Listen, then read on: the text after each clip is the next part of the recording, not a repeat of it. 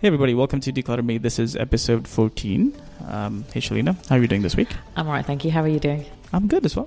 What are we going to talk about? We're going to talk about makeup because... Okay, so I'm going to just walk out of this episode now and then you can just do your monologue and then I'll come in to do the conclusion. Is that what's happening? No, you can be part of it as well. Okay, cool. Like the best makeup artists I've dealt with are men. It's useful for you to know, when you have your other half has her makeup, you can tell her how long she should keep it or not keep it and what to do with it and etc. etc.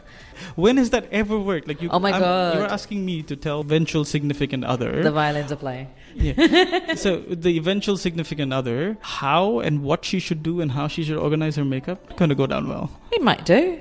She might appreciate your advice on it. Otherwise she can just listen to this podcast. Yeah, that might be easier, but even that would be like, what are you trying to tell me? Well, everybody has to do it anyway at some point or another, and there's a lot of makeup out there, and there's a lot of brands out there, and people buy the same ones in different brands. I do for eyeliner. I have about 5 different types of eyeliner because I use a lot and I like different types. But there's a time frame for how long you should keep it. So I'm going to give a brief overview of how long you should keep it and what to do with the makeup when you throw it away or donate it. So we're going to go through that.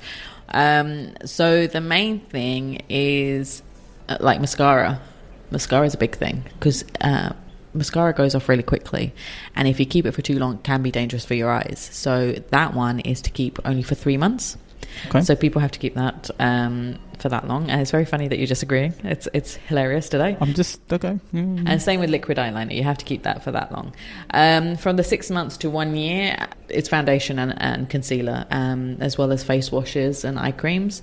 But check with a lot of toiletries, the face creams, the washes, the acne creams, serums, they have a sell-by date on them, on a lot of them now, and even on some of the makeup. So more makeup that's coming out, especially from Europe, does have dates on it.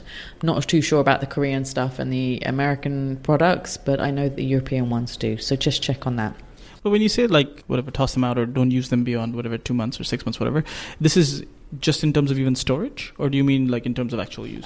Storage, if you haven't opened it up, they can last longer, but because of the heat here and where you store it, so if you've kept it, say, in your bathroom under your sink where there's the hot water pipes and everything, it might not last that long, or even after you've opened it. So bear that in mind. So keep them in a cool storage place if you buy them. And people do go abroad or even to shops here, to the makeup shops, and buy in bulk when they don't need to. If you can buy the products in the stores at any time, you do not need to buy 2-3 of them, even when there's a special offer. I mean, I'm giving you the dates and how long to keep the items, but that is a kind of universal date. But of course it could be that it doesn't last as long here just because of the heat factor. Even with aircon on, it still could get affected. So the aircon will make it drier, and then there's the heat as well. We've got the creamy stuff, so the creamy lip gloss, face cream, shower gels, any gels, they're from 1 to 1.5 years. And you can see with certain items as well, like with lip glosses, you can see them coming gloopy when it goes off or because of the heat. And same with the cream eyeshadows, they go funny consistency and they don't go on your face properly, so it goes all funny. So you know then that you have to get rid of it. With powder shadows, they're usually from 6 months to 1 year. And with them, I find if you smell it, you can smell an acrid kind of smell, like a bitter smell with these products, then you know it's time for them to go. Then we go on to lipsticks and nail polishes. So they're for 2 years, and powder foundations and powder eyeshadows last for 2 years. And with them as well, the same thing with nail polishes, you can see them congealing and separating. And as soon as that happens, you know it's time for them to go. And it doesn't go on properly on your nails as well. And another thing is, I find a lot of people buy nail polishes, but they also go to nail bars. Now, if you go to a nail bar often, say every week or every few weeks, why have you got nail polish at home unless it's a favorite color that you wear or you take with you to the nail spa? But a lot of people don't. They just buy loads and loads of nail polishes, and it's pointless when we are a community that do like going to nail salons. So unless you need one for in case of emergency. And with lipsticks, people buy a lot of lipsticks just because it's a cool new color out. what suits you, what looks good. You know, I have ones that I use all the time, so I have them and that's it. I don't buy very much else. And finally, for 3 years is the shampoo and conditioner and the body lotions and your perfume and your hairsprays. But they mostly have, well, the perfume don't, but the others do have best before dates on them. So check on that. So it could be less depending on the product, especially with organic products, it might be less. Perfume is a massive thing. So let's talk about that. Here, it's a culture to buy a lot of perfume here. People buy perfumes for birthdays, for Eid, you know, for any reason, and people will have tons and tons of them. And I always ask clients, do you wear all of them? You know, they'll say they mix them, but not all of them. You know, some people have 50 to 100 bottles. They're never going to use all of them. And, you know, unless if they try them all on, they're really going to smell a lot. Get the ones that you use on a regular basis. So I have one that I use on a daily basis and one I use for night and one that was given as a present from my mum, which I'm keeping for now, which I'll eventually donate. But that's it. That's my limit, you know. So do that, you know. Find the ones that your key signature smell. And don't keep all the millions of others, you know, unless there's a reason. Donate them, give them away, give them as presents. Don't open the boxes so you can give it as a present. You can see the money just looking at all those perfumes, you know what I mean? Yeah. Especially certain brands, the Tom Fords are $100 each, you know. You don't need every single one from him just to have nice little looking bottles on your bedside, you know, in your dressing table. It's clutter. So think about that. And because they do go off quite quickly. So that's the main thing. We're donating with MAC.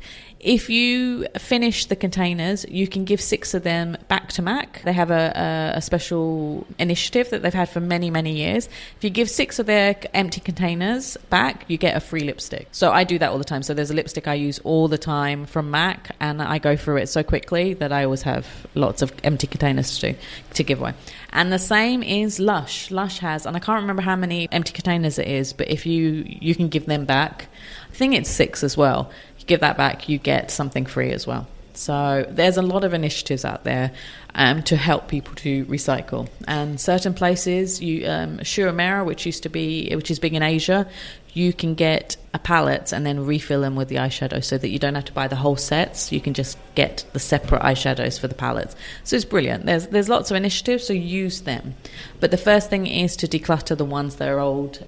Yeah, and I think also it's good that you mentioned these, because I think when you look at things like makeup or toiletries and all of this other stuff, you generally don't think of like an expiration date. Like it never really occurs to you really. And so don't think I've done it in a long time. But yeah, I'm sure that at some point in my life it has been like that, where I pulled something out from the back of the back of the cabinet or something, where it's like it's just been sitting there for like 2 years. Yeah. And then I'm like, oh, well, I might as well use it now. Like, you know, because you keep going out, like shower gel is a great example. Like there's so many times you walk by and be like, this sounds good, well, I'll get it. Anyway, I mean, I have shower gel at home right now, but that's okay because it'll last a while and I'm just going to take it and stack it and line it up. And then suddenly you realize that, it smells weird. There is that. And I mean, there's a lot of things, hair products. People buy hair products. I mean, I have curly hair, so I'm always trying to find different products to keep my hair curly. But some of it is horrible. It's useless stuff. So I don't know why I keep it for a while, you know, in the hope that it might improve. It won't improve. It's just going to stay under the cupboard. If I find that, I'll give it away. I'll give it to my mother, or I'll give it to friends who have the same hair who might appreciate it more, and they can try it out.